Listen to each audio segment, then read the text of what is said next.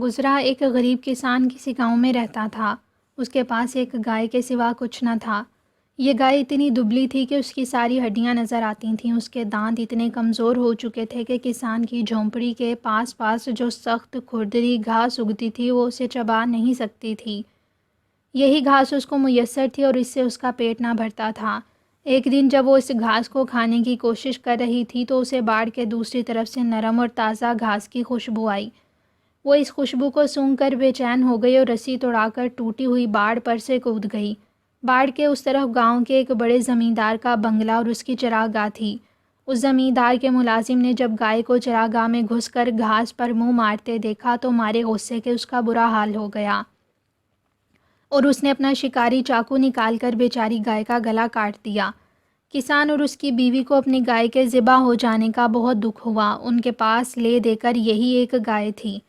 وہ غم کے مارے نڈھال ہو گئے۔ جب رو دھو چکے تو کسان کی بیوی نے کسان سے کہا کہ وہ اچھی طرح منہ ہاتھ دھوئے، اپنا پرانا کوٹ نکال کر پہنے اور زمیندار کے پاس جا کر اپنے نقصان کا معاوضہ طلب کرے۔ کسان نے ایسا ہی کیا لیکن اس کا کوئی نتیجہ نہ نکلا۔ زمیندار نے اپنے ملازم سے تو کچھ نہ کہا، الٹا کسان کو ڈانٹنے لگا۔ پھر غصے میں آ کر اپنے نوکروں کو حکم دیا کہ کسان کو لے جائیں اور بینچ پر لٹا کر اس کے 10 ڈنڈے ماریں۔ یہ اس کی گستاخی کی سزا ہے۔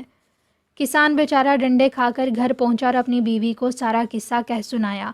کسان کی بیوی بہت سمجھدار اور ہمت والی تھی۔ اس نے کہا، اگر زمیندار جو اس گاؤں کا مالک ہے ہمارے ساتھ انصاف نہیں کرتا تو ہم اپنا معاملہ بادشاہ کے پاس پیش کریں گے۔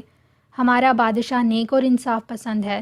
جب وہ سنے گا کہ ہمارے ساتھ یہ ظلم ہوا ہے تو اسے یقیناً افسوس ہوگا اور وہ ہمارے ساتھ انصاف کرے گا۔ چنانچہ کسان اور اس کی بیوی نے لکڑی کا ایک تختہ لیا اور اسے چاقو سے چھیل کر خوب ہموار کر لیا۔ پھر چاقو کی نوک سے اس پر لکیریں اور نشان بنائے۔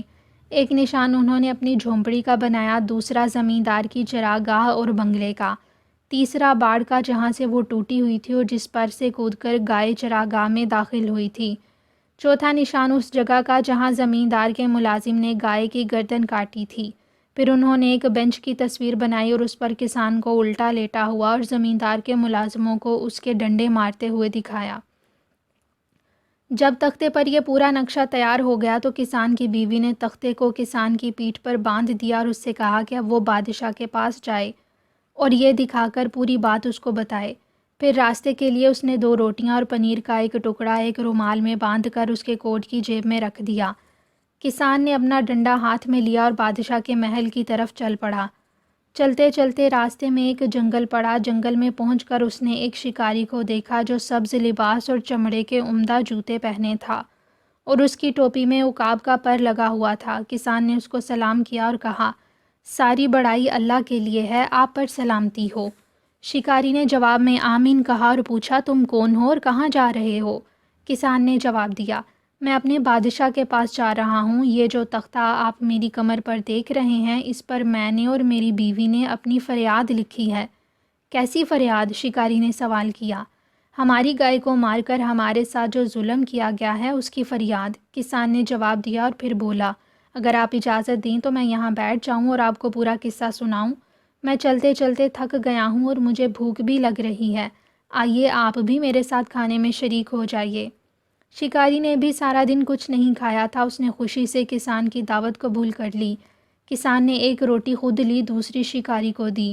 پنیر کے بھی 2 ٹکڑے کیے۔ جب دونوں نے کھانا کھا لیا اور قریب کے چشمے سے پانی پی لیا تو شکاری نے کسان سے پوچھا، ہاں اب بتاؤ بادشاہ کے پاس تم کیوں جا رہے ہو؟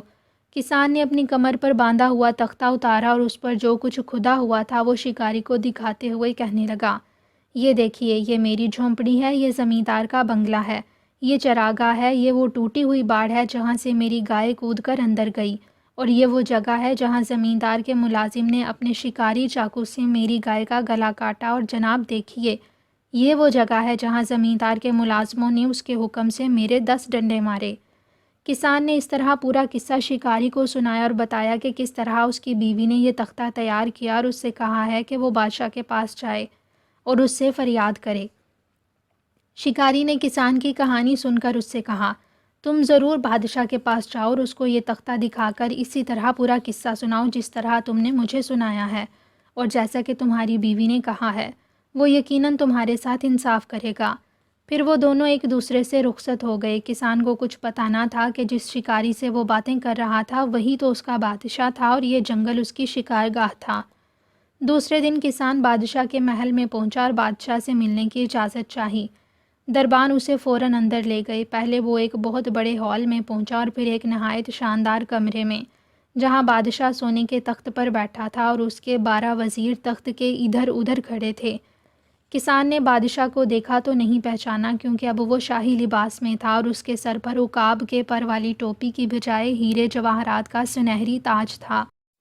کسان نے اپنی کمر پر بندھا ہوا تختہ کھول کر ایک وزیر کو دیا اور کہنے لگا، اسے پڑھیے۔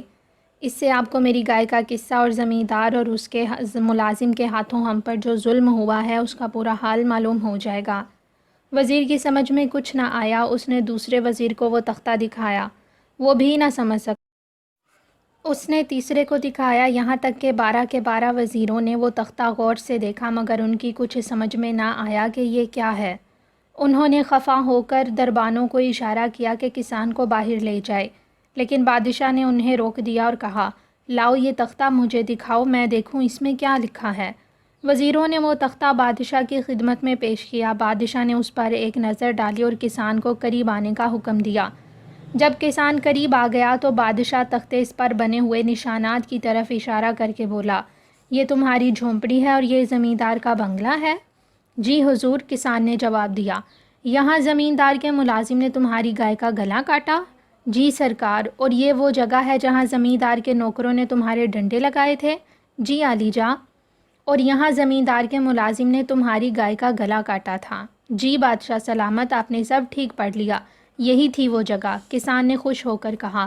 اس نے بادشاہ کا کندھا تھپ تھپایا اور بولا، عالیجاں، اتنے لوگوں میں بس آپ ہی ایک عقل مند آدمی ہیں اور باقی یہ 12 آدمی جو آپ کے پاس کھڑے ہیں بالکل ہی گدھے معلوم ہوتے ہیں۔ یہ کہتے ہوئے اس نے وزیروں کی طرف اشارہ کیا۔ بادشاہ کسان کی بات سن کر ایک کہکہا لگانے لگا، پھر کہنے لگا، تم اپنے گھر جاؤ اور اپنی بیوی سے کہہ دو کہ بادشاہ کو سب کچھ معلوم ہو گیا ہے، وہ انصاف سے فیصلہ کرے گا۔ کسان محل سے رخصت ہو کر اپنے گھر پہنچا ہی تھا کہ بادشاہ کی طرف سے ایک فرمان آیا جس میں زمیندار کو اور اس کے ملازم کو حکم دیا گیا تھا کہ وہ کسان سے معافی مانگیں اور معاوضے کے طور پر ایک مکان، ایک باڑ، 7 دودھ دینے والی گائیں اور چراگاہ کی 2 ایکڑ زمین کسان کو فوراً دی جائے۔ اس کے بعد کسان اور اس کی بیوی آرام اور چین کے ساتھ زندگی گزارنے لگے۔ کبھی کبھی کسان اپنے بادشاہ کے پاس جانے کے واقعے کو یاد کر کے بیوی سے کہتا کہ ہمارے بادشاہ بہت ہی عقل مند ہیں، لیکن ان کے 12 وزیر تو نرے احمق ہیں، ان میں سے کوئی بھی تختے پر لکھا نہیں پڑھ سکا۔ بادشاہ کو خود انہیں بتانا پڑا۔ مجھے تو حیرانی اس بات کی ہے کہ بادشاہ سلامت نے ایسے وزیر کیوں رکھے ہیں جنہیں پڑھنا تک نہیں آتا۔